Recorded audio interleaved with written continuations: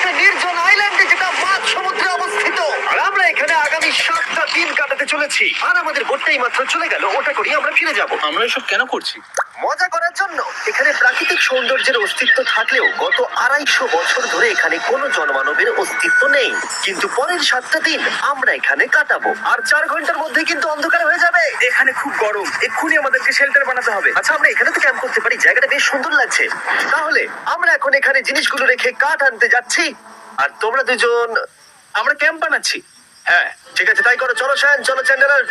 কি করে ক্যাম্প বানায় আমি জানি না। আর তাই আমরা তাড়াতাড়ি কাজ শুরু করে দিলাম, কিন্তু আমাদের সাবধান থাকতে হচ্ছিল, কারণ তোমার উপরে পৃথিবীর সব থেকে বিপজ্জনক গাছ রয়েছে, যেটা কাটলে খুবই বিষাক্ত আঠা বের হয়, যা তোমাকে প্রাণে মেরে দিতে পারে।